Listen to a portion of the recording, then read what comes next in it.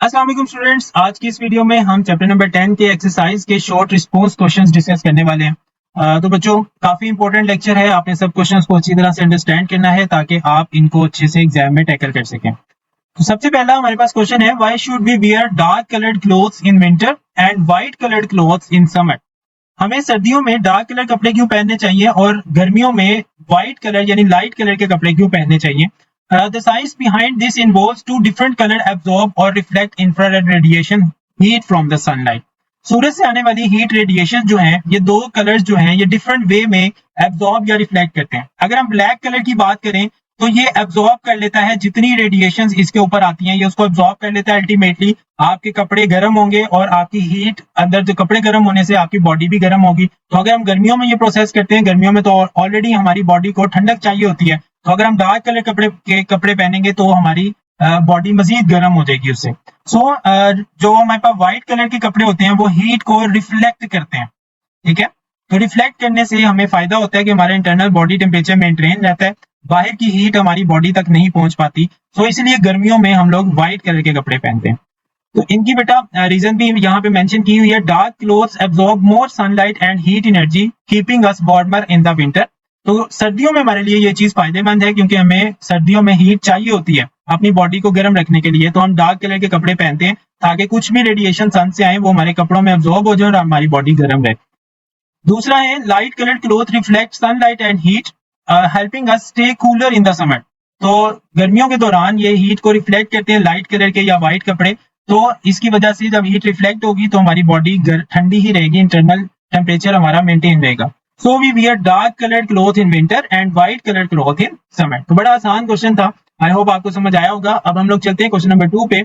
In a house geysers और water boilers are fitted on the ground floor and still we get warm water on the top floor without using a pump, how is it possible. तो बच्चों, इसको हम diagram से समझ लेते हैं। ये कहा जा रहा है कि जो हमारे घरों में गीजर लगे होते हैं, अगर हमने ग्राउंड फ्लोर पे भी लगाए हो तो उनका गर्म पानी टॉप फ्लोर पे कैसे चला जाता है। हालांकि नॉर्मल पानी को टैंकी तक पहुंचाने के लिए हमें मोटर लगानी पड़ती है, लेकिन गीजर का गर्म पानी बगैर मोटर या पंप लगाए ऊपर के फ्लोर पे कैसे चला जाता है। तो डायग्राम से आप समझने की कोशिश करें। बेटा, यहाँ से हमारे पास ठंडा पानी इनसाइड आता है गीजर के अंदर और हमारा यहाँ पर ये हीटिंग रॉड लगा हुआ है, ये पानी को गर्म करता है। और जैसे ही पानी के मॉलिक्यूल्स गर्म होते हैं उनकी डेंसिटी जो होती है वो उनकी जो डेंसिटी है वो लेस डेंस हो जाते हैं। लेस डेंस होने की वजह से वो ऊपर की तरफ राइज करते हैं। तो इससे क्या होता है कि ठंडा पानी ऊपर से नीचे की तरफ आता है और जो गर्म पानी है रॉड के करीब वाला वो ऊपर की तरफ फ्लो करता है लेस डेंस होके। और ऊपर हमने हॉट वाटर का आउटलेट रखा होता है। जैसे ही गर्म पानी ऊपर की तरफ आता है तो आउटलेट से प्रेशर से ऊपर की तरफ जाता है। तो इस तरह से हमारे पास बगैर पंप लगाए गर्म पानी कन्वेक्शन करंट्स की वजह से ऊपर की तरफ राइज करता है और ऊपर से हम आउटलेट के जरिए किसी भी जगह पे उसको पहुंचा सकते हैं। तो इसका यही हमारे पास जवाब यहाँ लिखा हुआ है, the geyser heats water making it less dense. Hot water rises naturally through pipe due to convection. Less dense होके कन्वेक्शन करंट्स बनेंगे यानी ऊपर की तरफ पानी का फ्लो शुरू हो जाएगा। While cold water flows down to replace it. ठंडा पानी नीचे की तरफ आएगा हीटर की तरफ ताकि वो भी हीट गेन करे और ऊपर की तरफ आ सके। These convection currents circulate warm water to the top floor without a pump. तो ये convection currents की वजह है जो गर्म पानी को ऊपर की तरफ फ्लो करते हैं और ऊपर हम आसानी से ऊपर की फ्लोर तक पानी को ले सकते हैं। नंबर 3 पे है, where will you get more heat from the wood fire? 1 meter above the woods or 1 meter from the front of the woods. यानी आप अगर हीटर है या कोई भी आग चल रही है, आप उसके सामने 1 मीटर दूर है या आप उस हीटर के ऊपर आपने हाथ रखे हैं, तो किस केस में आपको ज्यादा हीट महसूस होगी। तो बेटा, कन्वेक्शन के केस में जो ऊपर वाली साइड है, जैसे ये फ्लेम जल रहा है, मिसाल के तौर पे आप समझे यहाँ पे कोई भी लकड़ियां जल रही हैं, तो यहाँ से जो ऊपर करीब वाली हवा है वो गर्म होकर ऊपर की तरफ जाएगी जहां पे कन्वेक्शन का अमल हो रहा होता है।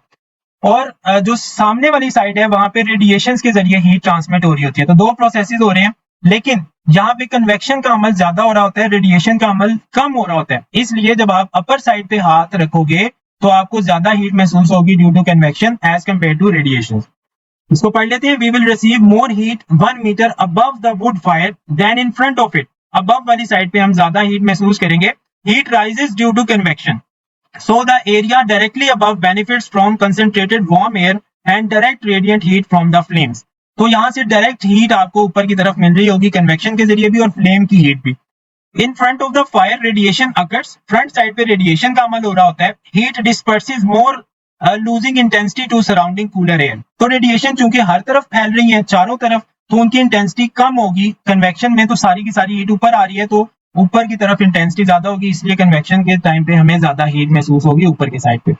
ओके, नंबर 4 पे है why do crowded city areas feel hotter compare to outskirts on a hot summer day, state the reasons for this difference. जो क्राउडेड एरियाज हैं, जहाँ बड़ी बड़ी बिल्डिंग्स हैं, वहां पे टेम्परेचर ज्यादा क्यों होता है एज कम्पेयर टू जो रूरल एरियाज होते हैं जहाँ पे ग्रीनरी वगैरह हो. तो इसकी बेटा 3 रीजन है. अर्बन हीट आइलैंड इफेक्ट, चूंकि हमारी जो अर्बन सिटीज होती हैं वहां पे बहुत ज्यादा कंक्रीट बिल्डिंग्स बनी होती हैं, और कंक्रीट जो होती है इसके अंदर मेटल्स भी इस्तेमाल होती हैं, तो ये ज्यादा हीट अब्जॉर्ब करती हैं. So concrete, asphalt and buildings absorb and retain more heat than natural landscapes raising temperatures. तो ये इनकी टेम्परेचर अब्जॉर्ब करने की सलाहियत ज्यादा होती है, इसलिए यहाँ पे एक रीजन तो ये है कि इनका टेम्परेचर कंक्रीट, मेटल और एस्फाल्ट रोड्स की वजह से ज्यादा होती है. दूसरी रीजन है reduced vegetation, less trees and greenery mean less shade and evaporation reducing natural cooling. तो चूंकि हमने सारा का सारा अर्बन एरियाज में ग्रीनरी खत्म करके बिल्डिंग्स और एस्फाल्ट रोड्स बनाई हुई हैं, तो जब वहां पे पौधे ही नहीं होंगे, एवेपोरेशन का अमल नहीं होगा, शेड नहीं होगा, तो वहां पे अल्टीमेटली फिर टेम्परेचर राइज करेगा. नंबर 3 पे human activities. Higher energy use ACs, vehicles and waste heat from dense populations add to warmth. अब हमारे अर्बन एरियाज में बच्चों गाड़ियां चलती हैं, उनकी हीट है, इंजन की हीट्स है, उनके सिलेंसर में से हीट निकलती है. देन हमारे एयर कंडीशनर हैं, वो अंदर की सारी हीट एनवायरनमेंट में छोड़ रहे होते हैं. तो इसलिए जो क्राउडेड सिटीज होती हैं वहां पे इन एसीज वगैरह या गाड़ियों के इस्तेमाल की वजह से हीट ज्यादा होती है और अल्टीमेटली फिर टेम्परेचर भी बढ़ जाता है. तो ये इसका 3 रीजन है. नंबर 5 पे चलते हैं. Why is the metallic handle of a door colder than the wood of the same door when touched. जब हम एक दरवाजे के लकड़ी वाले हिस्से को छूते हैं तो हमें ज्यादा ठंडक महसूस नहीं होती, लेकिन जब हम किसी मेटल हैंडल को पकड़ते हैं तो हमें वो ठंडा महसूस होता है. इसकी वजह क्या है बेटा? जो मेटल्स होती है ना, इनके पास हीट एब्जॉर्ब करने की सलाहियत ज्यादा होती है. हमारी बॉडी का जो टेम्परेचर है वो 37 मिनिमम होता है. तो क्या होता है, आपकी बॉडी की हीट इन मेटल एब्जॉर्ब कर लेता है, जिसकी वजह से आपको वहां पे ठंडक महसूस होती है, क्योंकि मेटल की स्पेसिफिक हीट कैपेसिटी की वजह से ये हीट एब्जॉर्ब करने की सलाहियत रखती है, और ये कंडक्टर भी है. तो जहां हीट आपकी बॉडी से एब्जॉर्ब होगी वहां आपको फिर कूलिंग इफेक्ट मिलेगा. जबकि जो वुड है ये एक इंसुलेटर है, और ये आपकी बॉडी की हीट ज्यादा एब्जॉर्ब करने की सलाहियत नहीं रखता, इसलिए आपको ज्यादा ये ठंडा महसूस नहीं होता.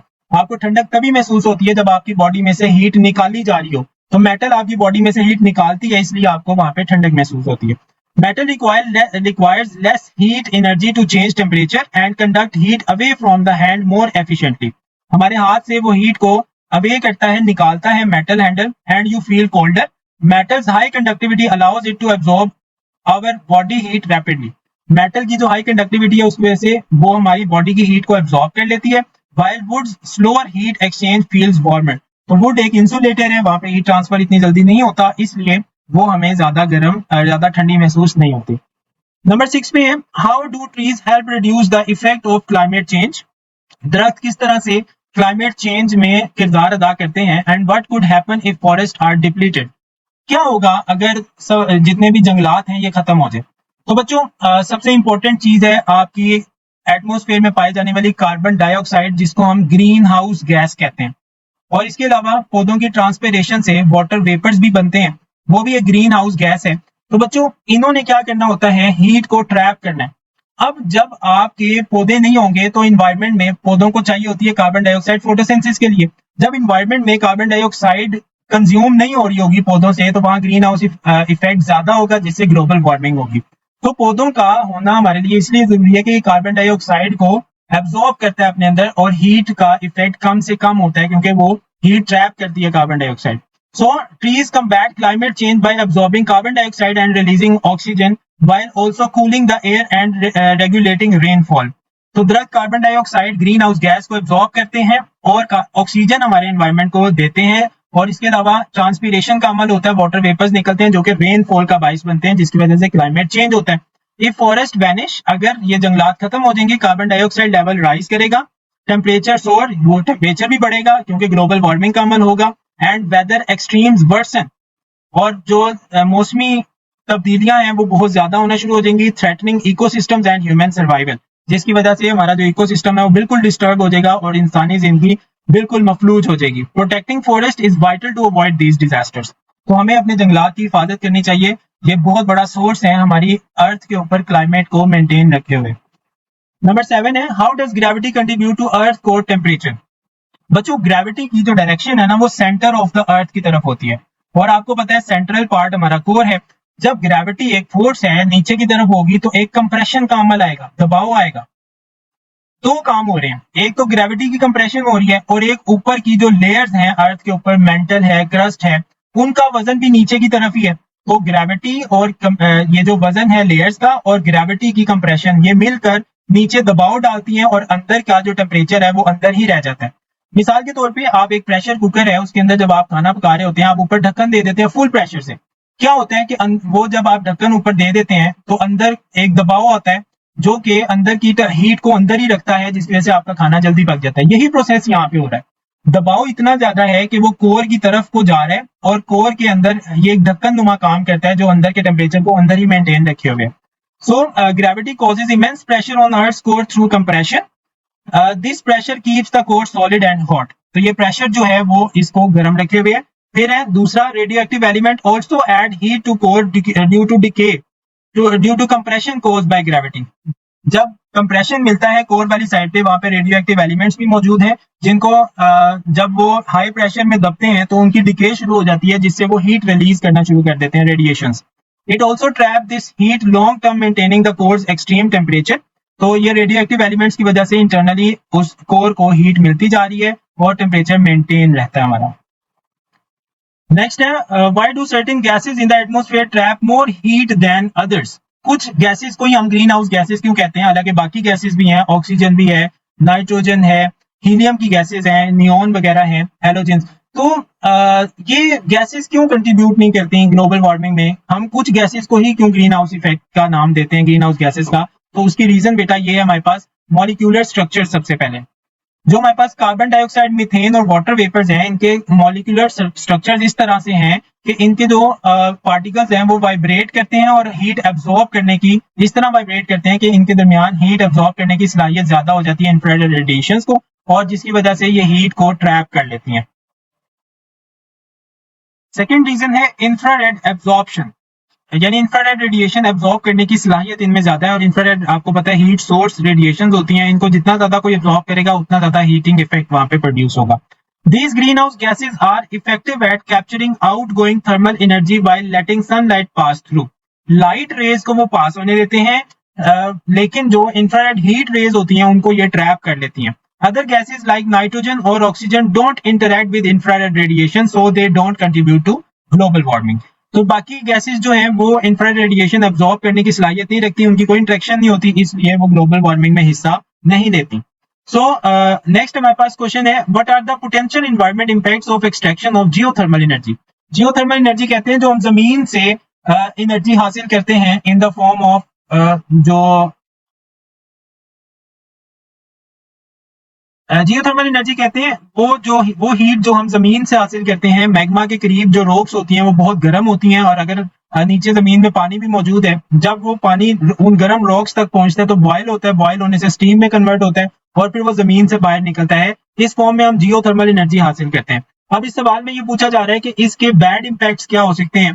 तो बच्चों इसके कुछ बैड इफेक्ट्स हो सकते हैं। पहला है emission of green house gases. बच्चों जियोथर्मल एनर्जी जब हम हासिल करते हैं जमीन से, जब हम लोग जो हॉट वाटर स्प्रिंग्स लेते हैं उनके साथ साथ ग्रीन हाउस गैसेस भी एमिट होती हैं, कार्बन डाइऑक्साइड, वाटर वेपर्स वगैरह, जो कि ग्लोबल वार्मिंग में हिस्सादार हो जाती हैं, जिससे हमारा एनवायरमेंटल पोल्यूशन या हीट बढ़ती है। So geothermal extraction can release greenhouse gases and other pollutants in the air. Drilling can disturb ecosystem and geothermal fluids may release small amount of carbon dioxide, hydrogen sulphide और other gases. ये वो gases हैं जो कि हमारे environment को, atmosphere को pollute करते हैं और ग्लोबल वार्मिंग में हिस्सादार बन जाते हैं। तो ये एक बैड इंपैक्ट हो जाएगा। नंबर 2 पे है water risk. It requires significant water use and could contaminate groundwater with heavy metals or chemicals if not managed properly. अगर हम जियोथर्मल एनर्जी हासिल कर रहे हैं तो नीचे आपको पता है कि मोल्टन फॉर्म में हमारे पास मेटल्स भी मौजूद हैं और भी चीजें हैं जो हमारे पीने वाले पानी को कंटेमिनेट कर सकते हैं, क्योंकि पीने का पानी भी हम जमीन से हासिल करते हैं। तो ये वाटर रिस्क है जो कि हमारे लिए हेल्थ इश्यूज क्रिएट कर सकते हैं। देन हमारे पास है wild life habitats. It can cause ground subsidence and disturb wild life habitats. तो बेटा जो हमारे पास जमीन का की हीट है वो खत्म हो जाती है, और चूंकि हम जमीन की उस खास एरिया से हीट लेते रहते हैं और वहां पे फिर ठंडक हो जाती है, और जो कि हमारी जो ग्राउंड एरिया है वो उसके लिए बेहतर नहीं है, जिसकी वजह से हमारी वाइल्ड लाइफ जो है वो डिस्टर्ब हो सकती है। नंबर 10 पे है, how does the specific heat capacity of different materials affect there use in cookware. Different specific heat capacity हमारे खाने के बर्तनों के तौर पे हम इस्तेमाल कैसे करते हैं और कैसे हमारे लिए वो बेनिफिट दे सकती हैं। Materials with low specific heat capacity like aluminium heat up and cool down quickly. Aluminium की less capacity, specific heat capacity कम है, जिसकी वजह से जल्दी गर्म हो जाती है और जल्दी ठंडी भी हो जाती है, making them ideal for responsive cooking. जब हमने बहुत जल्दी कुकिंग करनी हो तो हम फिर ऐसे बर्तन का इस्तेमाल करते हैं जो कम स्पेसिफिक हीट कैपेसिटी वाला हो, ताकि जल्दी वो अपना टेम्परेचर बढ़ाए और खाना जल्दी पके। और यही काम हम जल्दी ठंडा करने के केस में भी इस्तेमाल कर सकते हैं। अगर खाने को जल्दी ठंडा भी करना है तो तब भी हम लो स्पेसिफिक हीट कैपेसिटी वाले बर्तन इस्तेमाल करते हैं। इसके अलावा हम हाई स्पेसिफिक हीट कैपेसिटी वाले बर्तन भी इस्तेमाल करते हैं, लाइक कास्ट आयरन वाले। ये इनका काम क्या है, ये रिटेन करते हैं हीट को फॉर लॉन्गर टाइम। इनके अंदर हीट ज्यादा देर तक रहती है और perfect for study high temperature shearing और बेकिंग। तो ये काम हमारा बेकिंग के प्रोसेस में इजी रहता है, क्योंकि बेकिंग में हमें ज्यादा देर तक हीट उस पैन में जिसमें हम पिज्जा वगैरह या कोई भी बेकिंग का काम कर रहे हैं वहां पे ज्यादा देर तक स्टे करवानी होती है, ताकि अच्छी तरह हमारी जो बेकिंग हो जाए उसकी खाने की। तो वहां पे फिर हम हाई स्पेसिफिक हीट कैपेसिटी वाले बर्तन इस्तेमाल करते हैं जिसमें हीट ज्यादा देर तक मेंटेन रहती है। The choice depend on cooking needs speed versus heat retention. तो ये चॉइस हमारी दो तरह की नीड्स होती हैं। एक तो हमें अगर जल्दी पकाना है तो हम लो स्पेसिफिक हीट वाले बर्तन इस्तेमाल करते हैं। अगर हमने हीट रिटेन करनी है, रिटेन का मतलब है ज्यादा देर तक खाने को गर्म रखना है, तो फिर हाई कैपेसिटी वाला स्पेसिफिक हीट कैपेसिटी वाले बर्तन हम इस्तेमाल करते हैं। बच्चों लास्ट क्वेश्चन है, इंपॉर्टेंट है। Water at 20 degree Celsius is sent deep underground into heated layers. 20 degree Celsius पानी का टेम्परेचर है रूम टेम्परेचर पे, आप फिर उसको अंडरग्राउंड भेजते हैं जहाँ पे बहुत ज्यादा हीट मौजूद है।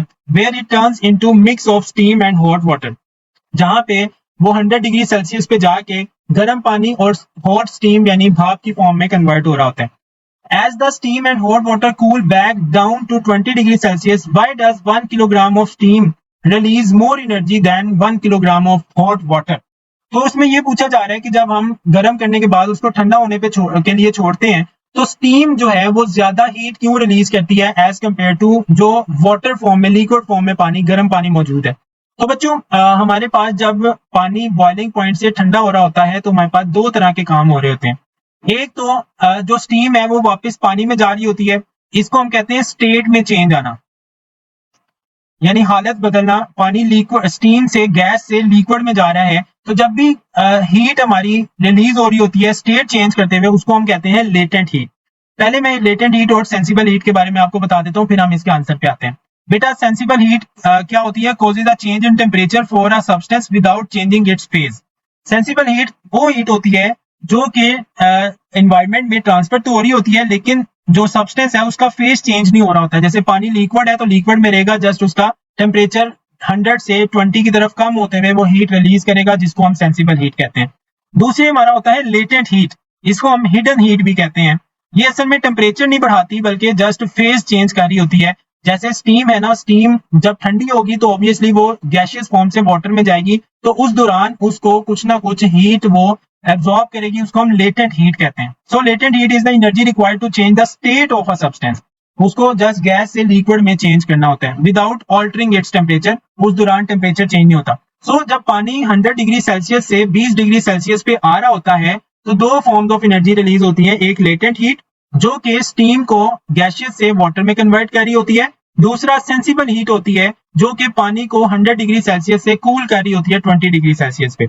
Hot water only releases sensible heat, missing the massive latent heat from phase change. तो जो हॉट वाटर है वो जस्ट 4.18 किलो जूल पर केजी पर सेल्सियस हीट रिलीज करता है, जबकि जो लेटेंट हीट ऑफ वाटर या स्टीम होती है वो 2260 किलो जूल पर केजी होती है। तो इस वैल्यू लेटेंट हीट की वैल्यू ज्यादा होने की वजह से जो स्टीम है वो ज्यादा हीट रिलीज कर रही होती है एज कम्पेयर टू जो वाटर है उसकी जो हीट है वो जस्ट 4.18 किलो जूल रिलीज हो रही होती है। तो ये थे बेटा हमारे आज के क्वेश्चंस। आई होप आपको तमाम क्वेश्चन समझ आ गए होंगे। अगर आपको वीडियो पसंद आई हो तो वीडियो को लाइक कर लें और चैनल को सब्सक्राइब कर लें ताकि आगे आने वाले सोल्यूशन आपको आसानी से मिल सके। टेक केयर, अल्लाह हाफिज।